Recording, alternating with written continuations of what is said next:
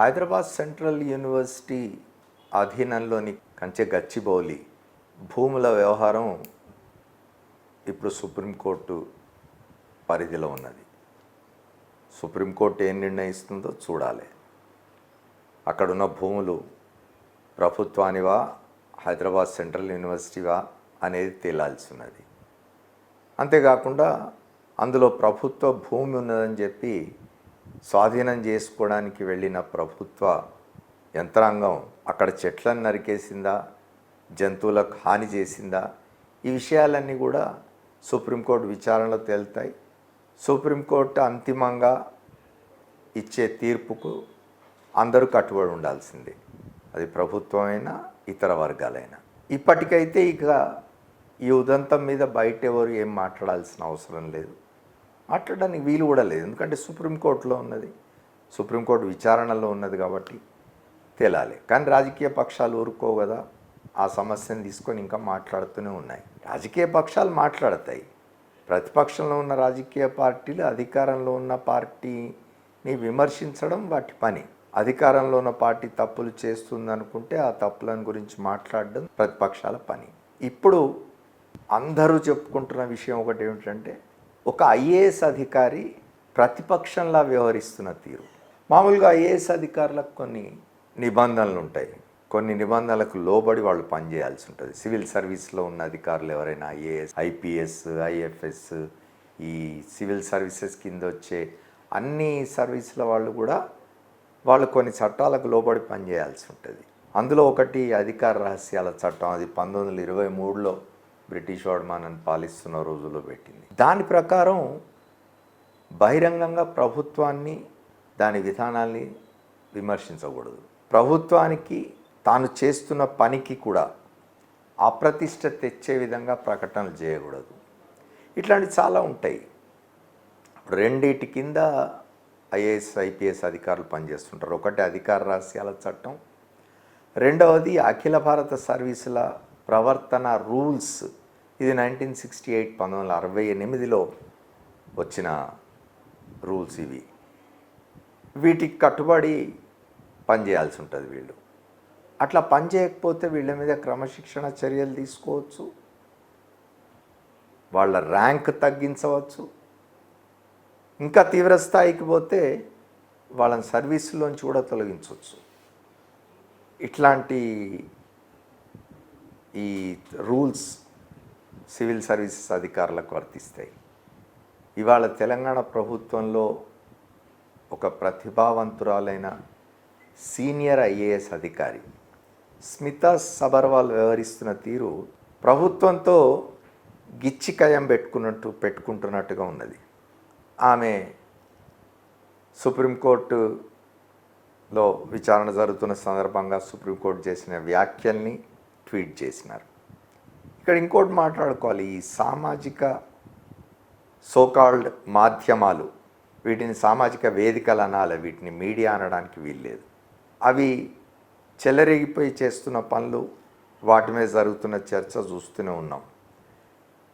ఈ social media పేరుతో పలు వేదికలు, ట్విట్టర్, ఫేస్బుక్, టెలిగ్రాము, తర్వాత వాట్సాప్, ఇట్లాంటి వాటిల్లో ఎవరి ఇష్టం వచ్చినట్టు వాళ్ళు వ్యక్తులను, వ్యవస్థల్ని అప్రతిష్ట పాలు చేసే విధంగా మాట్లాడుతూ ఉంటే, రాస్తూ ఉంటే, చూపిస్తూ ఉంటే, బొమ్మలు వేస్తూ ఉంటే అది అభ్యంతరకరం అని అందరూ చెప్తున్నారు. దాని పెద్ద చర్చ జరుగుతున్నది. ఇవాళ స్మితా సబర్వాల్ అట్లాంటి ఒక వేదిక ద్వారా చేస్తున్న పనులు తెలంగాణ ప్రభుత్వంతో గిచ్చికయం పెట్టుకోవాలనే ఆలోచనలో ఆమె ఉన్నారని అనిపిస్తూ ఉన్నది. ఎందుకంటే ఒకటి రెండు ఉదాహరణలు చెప్పుకుందాం మనం.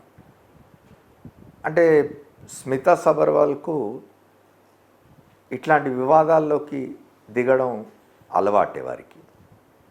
కొద్ది కాలం క్రితం ఆమె దివ్యాంగులు సివిల్ సర్వీసుల్లోకి తీసుకోకూడదు దివ్యాంగుల్ని అని ఒక ట్వీట్ చేసినారు. అది పెద్ద వివాదమైంది.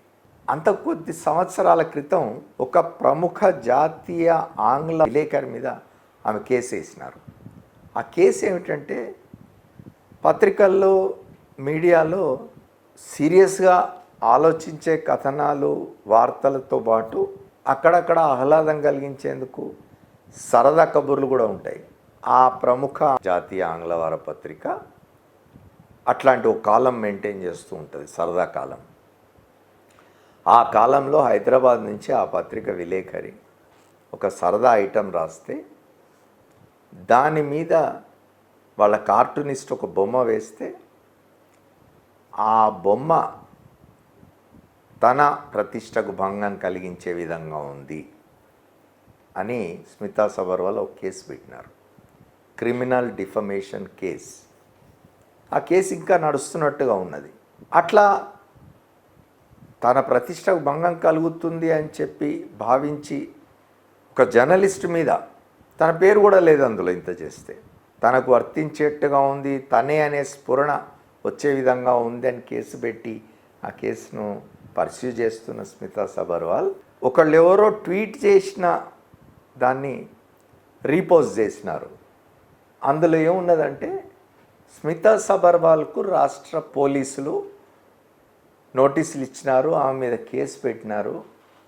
అయ్యా రేవంత్ రెడ్డి గారు, రేపటి నుంచి కార్టూనిస్టులు వేసే వ్యంగ్య చిత్రాల మీద కూడా కేసులు పెడతారా మీరు అని ఒకరు ట్వీట్ చేస్తే దాన్ని స్మితా సబర్వాల్ రీపోస్ట్ చేసినారు.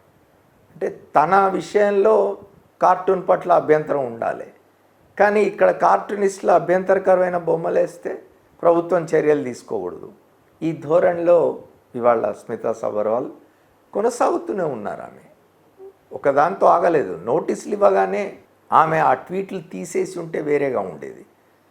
నిజానికి రాష్ట్ర ప్రభుత్వం చాలా సీరియస్గా విషయాలు తీసుకుంటూ ఉన్నది. మార్ఫింగ్ చేయడం కానీ, ఆర్టిఫిషియల్ ఇంటెలిజెన్స్ ఆధారంగా ఏవైనా బొమ్మలు వేయడం కానీ, లేదా అసభ్యకరమైన విషయాల్ని ప్రచారంలోకి తీసుకురావడం కానీ చేసినప్పుడు కేసులు పెట్టడం అనేది రాష్ట్ర ప్రభుత్వం ఒక పద్ధతిగా పెట్టుకున్నది వాళ్ళ. ఇది తెలిసి చాలా సీనియర్ నాయకులు, కేంద్ర మంత్రి కిషన్ రెడ్డి లాంటి వాళ్ళు, మాజీ మంత్రి జగదీష్ రెడ్డి లాంటి వాళ్ళు తాము చేసిన ట్వీట్లను తొలగించినారు. ప్రభుత్వ సర్వీసులో ఉన్న ఒక సీనియర్ ఐఏఎస్ అధికారి స్మితా సబర్వాల్ మాత్రం తగ్గేదే లేదంటున్నారు. మళ్ళీ ఇతరుల ట్వీట్లు. ఒక ట్వీట్ అయితే ఆ ట్వీట్ చేసింది ఎవరు? కొద్ది రోజుల క్రితం రాష్ట్ర ముఖ్యమంత్రి రేవంత్ రెడ్డిని దుర్భాషలాడుతూ అసభ్య పదజాలం ఉపయోగించి ఒంటరిగా దొరికితే చంపేసేవాడిని అన్న ఒక వ్యక్తికి సంబంధించి మాట్లాడిన మాటల్ని, వీడియోని వైరల్ చేసి పోలీస్ కేసు ఎదుర్కొని జైలుకు పోయి బెయిల్ మీద బయటకు వచ్చిన ఒక మహిళ చేసిన ట్వీట్ను స్మితా సబర్వాల్ రీపోస్ట్ చేసినారు. అందులో శీర్షిక ఏమిటి? Free speech Telangana model. అంటే ఏంది? వెక్కిరింత. అంటే తెలంగాణలో ఫ్రీ స్పీచ్ ఇట్లానే ఉంటుంది అని స్మితా సబర్వాల్ మీద పోలీసులు పెట్టిన కేసుకు సంబంధించి ఆ ట్వీట్. ఇది స్మితా సబర్వాల్ రీపోస్ట్ చేసినారు. అంతేకాదు, పోలీసులు కేసు పెట్టి తనకు నోటీస్ ఇస్తే పోలీసుల దగ్గరికి వెళ్ళి తాను వారు అడిగిన ప్రశ్నలకు సమాధానాలు ఇచ్చి వచ్చినానని చెప్పి మళ్ళీ ట్వీట్ చేస్తూ స్మితా సబర్వాల్ గారు తాజాగా పెట్టిన ట్వీట్ ఏమిటి అంటే, నేను పోలీసులను అడిగినాను, నాతో పాటు ఇంకో 2000 మంది ప్రచారం చేసిన ట్వీట్ ఇది, మరి ఆ 2000 మందికి కూడా నోటీసులు ఇస్తారా మీరు అని అడిగొచ్చినాను అన్నారు ఆమె. ఆ 2000 మంది ఇంతకుముందు నేను చెప్పిన నిబంధనలకు లోబడి పనిచేస్తున్న సివిల్ సర్వీసుల అధికారులు కాదు. అట్లాంటి అధికారులు ఉంటే చర్యలు తీసుకోవచ్చు. ఇది ఎంత దూరం తీసుకుపోవడానికి స్మితా సబర్వాల్ ఆలోచిస్తున్నారు ఎవరికి తెలియదు. బహుశా ఆమెకు రాజకీయాల్లో చేరే ఆలోచన ఉందేమో అనే చర్చ ఇంటా బయట, అంటే ప్రభుత్వంలోనూ వెలుపల పెద్ద ఎత్తున జరుగుతున్నది. తప్పేం లేదు.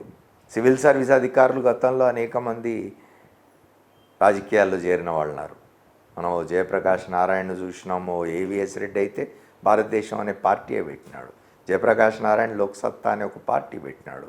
అట్లాగే ఇటీవలనే ఐపీఎస్ అధికారి బహుజన సమాజ్ పార్టీలో చేరి అక్కడి నుంచి వచ్చి ప్రవీణ్ కుమార్ ఇప్పుడు బీఆర్ఎస్లో ఉన్నాడు. అట్లా అనేక మంది, ఒరిస్సా కాడర్కి చెందిన ఐఏఎస్ ఆఫీసర్ మహంతి నిన్న మొన్నటిదాకా ముఖ్యమంత్రిగా ఉన్న కేజ్రీవాల్ కూడా సివిల్ సర్వీస్ అధికారే. మన దేశానికి 10 ఏళ్ళు ప్రధానమంత్రిగా పనిచేసిన మన్మోహన్ సింగ్ కూడా బ్యూరోక్రాటే. ఎవరికి అభ్యంతరం ఉండాల్సిన అవసరం లేదు. కానీ ఇక్కడ జరుగుతున్నది ఏమిటి అని అంటే, స్మితా సబర్వాల్ రాష్ట్ర ప్రభుత్వాన్ని కవిస్తున్నారు, గిచ్చికయం పెట్టుకుంటున్నారనే అభిప్రాయం మాత్రం సర్వత్రా నెలకొని ఉంది. ఏం జరుగుతుందో చూద్దాం. ఆదివారం నాటి మన తెలంగాణలో డేట్ లైన్ హైదరాబాద్ చదవండి, వివరాలు చాలా ఉంటాయి. Thank you.